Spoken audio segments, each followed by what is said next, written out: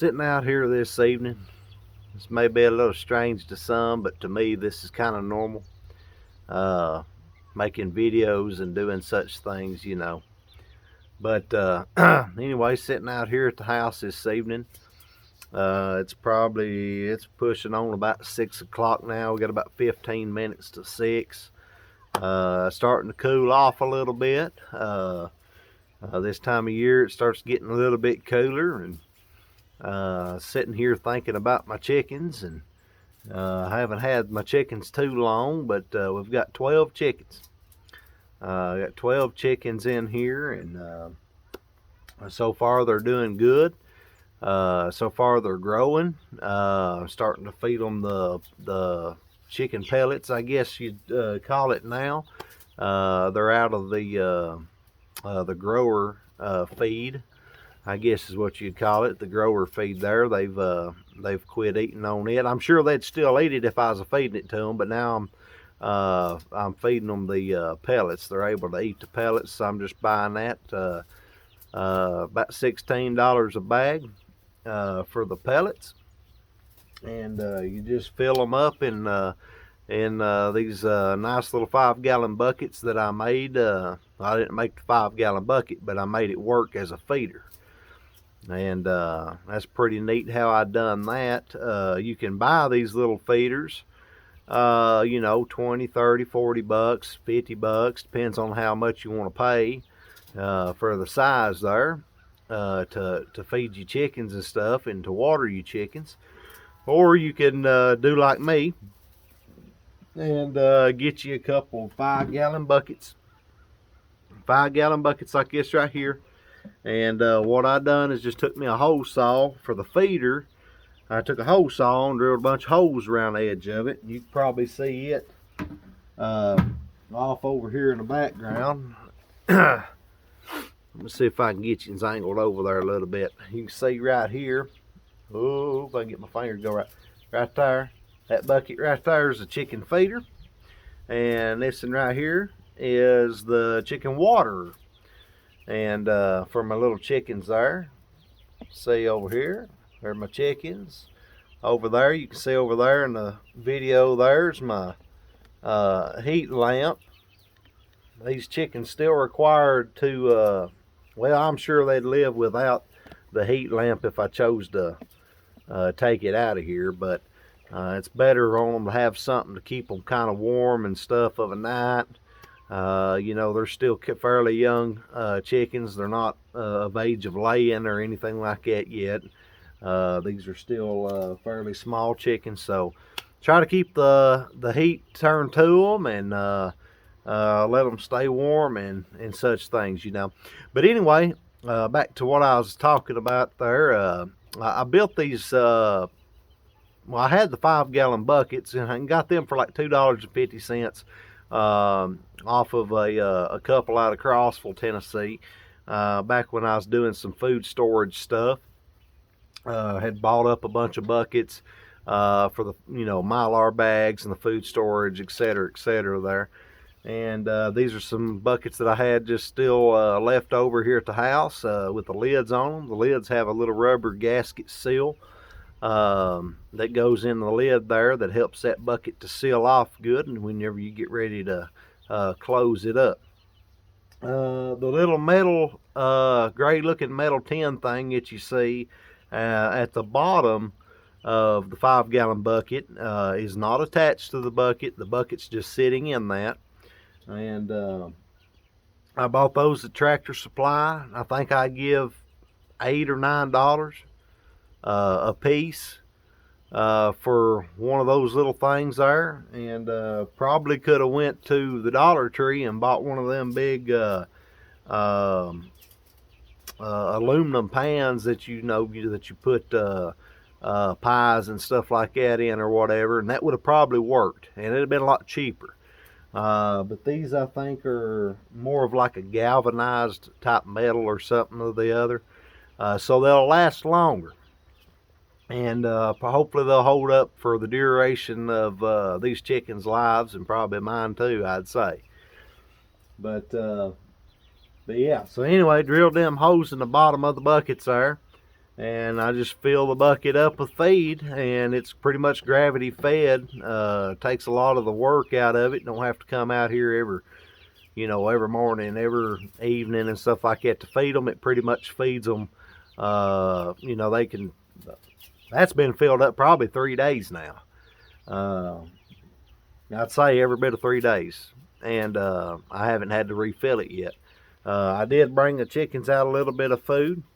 Then I'm just going to kind of fill around that tray there. I'm not going to actually fill the whole bucket up. I had the kids to bring this out to me so I could have it on display here or whatnot, whatever you want to call it there.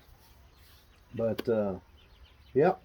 And then on the water, it's the same concept. The bucket just sits down in the little tray, and I took a drill and a drill bit, and I just drilled small holes very close to the bottom.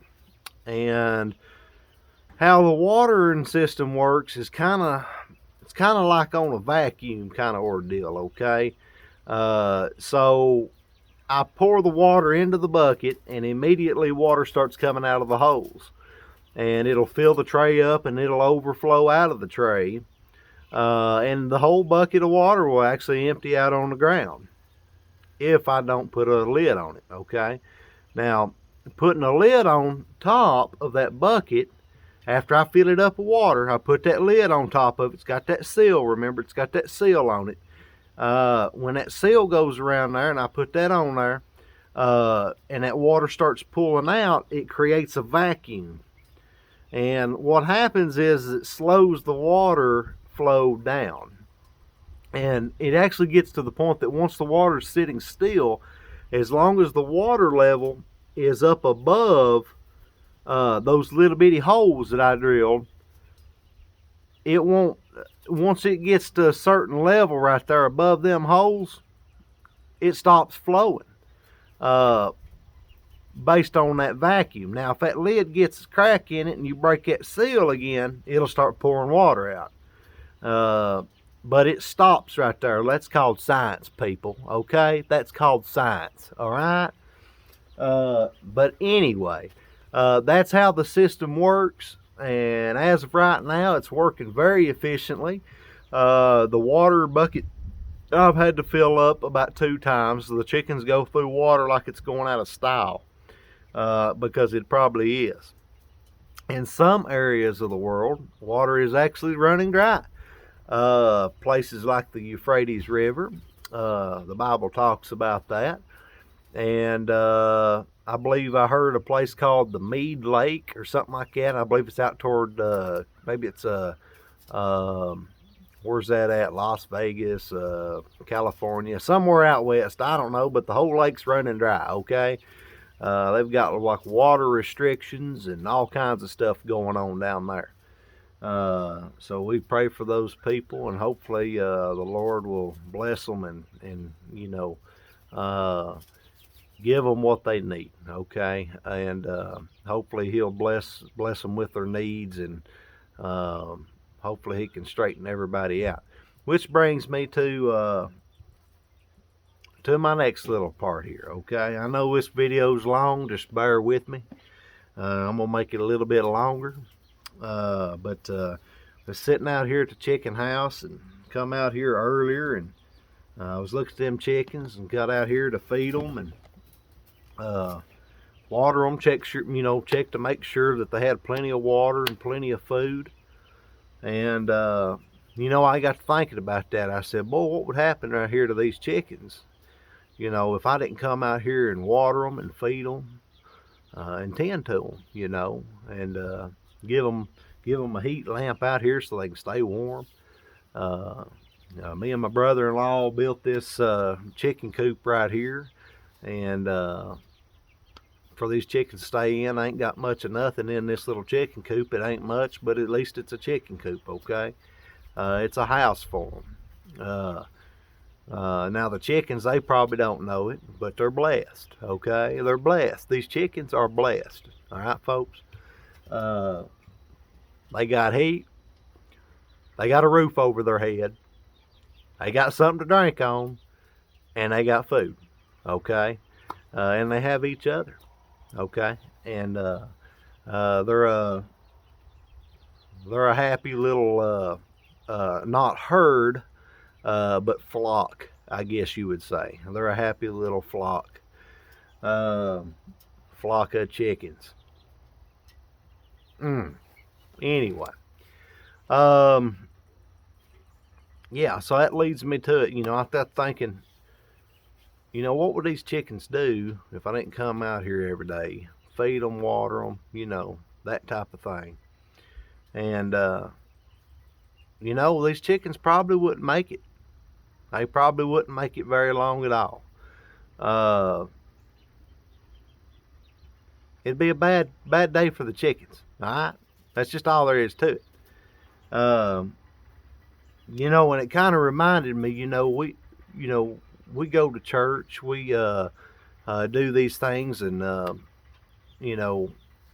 try to live the Christian life that we can, if the best we can. We all fall. We all fail daily. We all make mistakes. Okay, and that's all there is to it. We're human. We're in the flesh, and the flesh fights against us daily. Okay, and that's all there is to that. Okay, so we fail. What we do is, when we fail, we try to, we obviously, repent. We ask the Lord to forgive us from the things that we've done, and we try not to do those things anymore. Which is very hard, because the flesh is constantly, tempting you and wanting to do something, or get you out of line. And the devil's on our back here, and he's after us at work. He's fighting us left and right. You stub your toe, and you don't want to. Sometimes things come out of the mouth that shouldn't, and it's hard to hold your tongue when them things happen. But the best you can do is the best you can do, and when you slip up, you ask the Lord to forgive you. You come to Him with a sincere heart, and and having that sincerity behind whenever you ask Him to forgive you for these things, and He'll do it. Okay, He'll do it. But anyway, that brings me to we need the Lord. That's all there is to it. Okay, we need the Lord. Just like these chickens need me. These chickens need me and my wife and the kids to feed these chickens, to water them, to take care of them so they can grow. And one day, hopefully, them chickens, as long as hopefully they're not all roosters. I don't think they are. Hopefully, I have quite a few hens out of this batch. But hopefully them hens will, lay eggs one day, and we can start reaping some of the eggs that they're laying, and we can have that for use, here at the house, or even give eggs to other people that may need them if we've got too many or something, so you put in what you put into them, you get that in return later on if you put into it. Well, that's the same way with the Lord. All right, we get in it what we put in it. Okay, the more we read into His Word, He'll bless us. He'll teach us. We ask Him to teach us, show us His ways. And He does those things. And one thing about the Lord is He always provides. Always provides. He always makes a way. And sometimes we don't necessarily see it the way that that we would have it to be. But sometimes our way ain't the best way. I'm sure these chickens probably think from time to time, boy, I wished he'd hurry up and get out of here at water. Or, I wished he'd rake this dirt and stuff out of our water pan. But sometimes a chicken don't get that. They get what they get when they get it, okay? You got to reading right here in the book of John. Out here I've kind of got me a little table set up with some plexiglass, some milk crates, and the good old trusty Word here, okay? Hey, by the way, best book on Amazon, best book on the market, best book you can buy in a store right there. Starts with, you know, the Holy Bible. Okay, that's what it is. Best one you can buy. I promise you, it's a good one. But anyway, was reading right here in John prior to making this video. I was kind of looking for something in here, looking in a book to looking into the Word and reading a little bit, trying to find some kind of good comparison thing here with these chickens that I could bring to you tonight. And I found right here in the book of John, chapter 6, pretty much the whole chapter, at least the first half of the chapter, talks about maybe the first fourth of the chapter, because it's a pretty big chapter, okay? But I know at least from verse 1. Sorry about that, guys. Had to pause the video there for just a minute. Had somebody pulling up in the driveway, and then also, if you can hear that in the background, I'm not sure if you can hear it or not, sounds like a tank almost running across the ground. Well, it's not a tank. We have not been invaded yet. It's actually the neighbor on like a big dozer thing or something over there pushing some dirt. Anyway, back to what I was talking about right here in the book of John, chapter 6, pretty much verse 1 through I believe 15 is where it kind of ends right there, where he ends up departing and going, Jesus ends up departing and going on somewhere else. But pretty much what John 6 starts talking about here is the great multitude that followed him because they had seen of his miracles that he had performed. You know, with that, you know, with talking about his miracles and stuff, pretty much what this chapter dials up to be, if you haven't already read, which I'm sure you have. But you know, he feeds the multitude here. Okay, Jesus feeds the multitude, and I like what he does in this chapter here. You know, it was the Passover, the feast of the Jews was nigh. That's verse 4.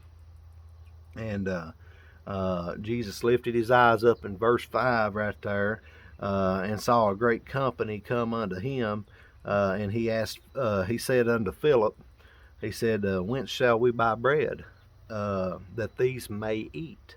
And he's talking about the people there. He's asking, where and how can we get the bread? You know, he's asking a question pretty much to Philip here, and this he said to prove him, is what it says in chapter 6 or in verse 6 there. For he himself knew what he would do. Okay. Philip answered him. Philip answering here. Philip answered him, 200 pennyworth of bread is not sufficient for them, that every one of them may take a little, just a little, 200 pennyworth. Now, I'm not sure what the pennyworth was, or what 200 pennyworth is, and I don't know if that means like 20 bucks nowadays, 200 bucks, or 2,000 bucks, or 200,000 bucks nowadays. I don't know. And I'm sure there's somewhere in here that probably somebody out there probably knows. If you know, let me know. I'm curious what a pennyworth is, okay? And it may very well be a penny, right? Anyhow, so it says that right there that 200 penny worth of bread is not sufficient enough. We're talking a lot of people here. Anyway, I'll go on to read here. It says verse 8. It says, one of his disciples, Andrew, Simon Peter's brother, saith unto him, there is a lad here, which hath 5 barley loaves and 2 small fishes. 5 loaves of bread, okay? Sorry, guys, somebody's trying to call me there. 5 loaves of bread and 2 fish. A young lad. I'm imagining, some kid that was out there fishing. He's caught him 2 fish and he just happened to have 5 loaves of bread. That's kind of the way I'm looking at it. I'm kind of imagining that in my head, okay? 5 loaves of bread and 2 fish. Now it says here, there's a lad which had 5 barley loaves and 2 small fishes. But what are they among so many? It's a question here, right? What are they among so many? What good is 2 fish and 5 loaves of bread? How's it gonna feed this many people? That's what it's saying here. And Jesus said, make the men sit down. Now there was much grass in the place, so the men sat down in a number of about 5,000. Now you figure it's about 5,000. That's a lot of people. Ain't no 5 loaves of bread and 2 fish is going to feed that many people. Okay.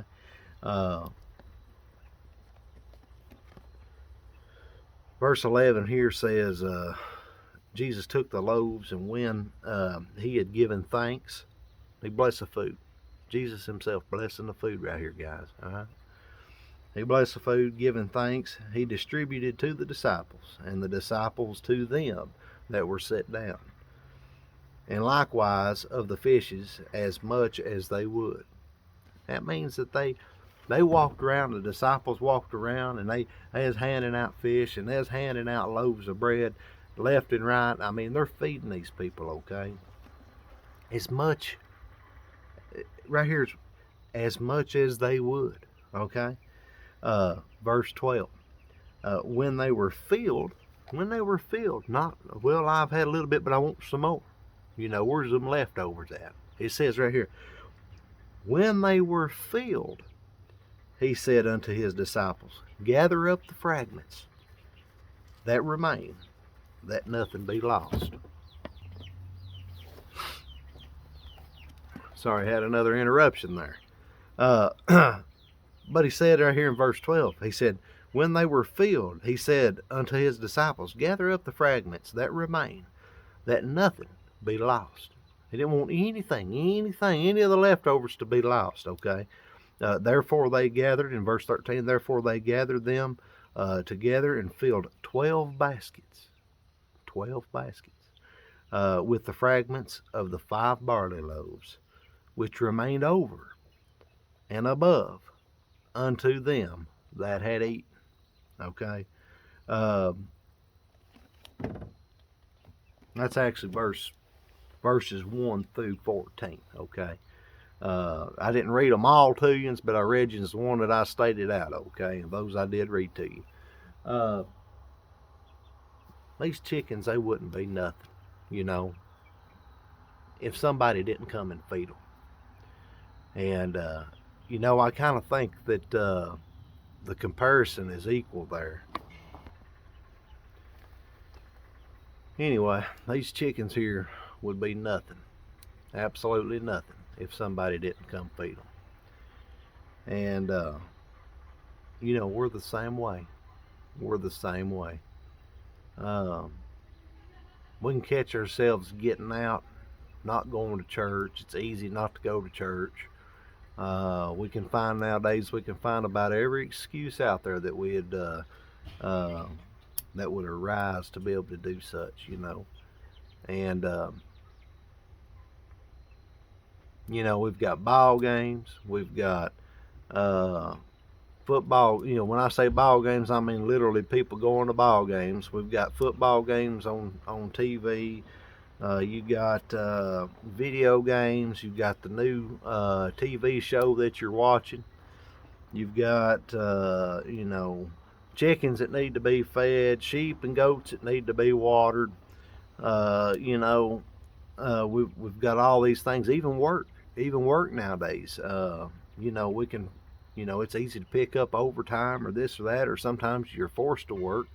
You don't really have an option, and it's easy for us to let these things take precedence, or precedence over you know, being in the Lord's house, going to church, being in His Word, and I fall short of that pretty much daily. But it's good to be able to sit down and have a little bit of time to make for Him. You know, we would have nothing if it weren't for Him, and we wouldn't even be fed. You know, He's the one that provides a roof over our heads, gives us heat during the winter, keeps the lights on, you know, blesses us to be able to go work and make money to be able to afford to, you know, have these things. He blesses the farmers. He blesses those that are able to raise this meat for us to be able to go in here and eat hamburgers and steaks and whatever else, you know, mashed potatoes and, you know, pretty much the fixings there. You know, He provides. He provides these things for us to be able to be blessed and have these things. And you know, we owe everything we have to the Lord. And you know, we need to strive to do that. And it's hard. It is. It's hard for me to sit down here and try to, you know, talk about stuff and do stuff that I'm really not used to doing. And I mean, I can make videos all day long, but what are the videos about? You know, do they have meaning? Do they have purpose? Most time it's just a fish or a deer or something, you know. But you know, with this being one of the first videos that I've done kind of in this nature, I'd like to see what y'all think first off. Sorry if I didn't make any sense at all. Hopefully I did make plenty of sense. You know, and hopefully the comparison here was good for you and whatnot. But you know how blessed we are. You know, I'm going to leave it at that. How blessed we are. And if you'll look to the Lord, if you'll read His Word, He'll show you, He'll guide you, and He'll direct you to do the things that He hath done, okay? Meanwhile, I'm going to sign off here. It's good talking, Williams. Sorry the video is so long. May the Lord bless you. John chapter 6 in the New Testament. 5 loaves, 2 fish. He fed the multitude. I highly recommend you go and read that. May it be of a blessing to you. That's all I got for you guys. Chickens, we got 12 of them, and they're doing good so far. And I hope they're not hungry. Gonna pour a little extra in there. They've got plenty, but gonna pour a little extra in there tonight and whatnot. So they're all over here under the heat lamp right now. Check it out.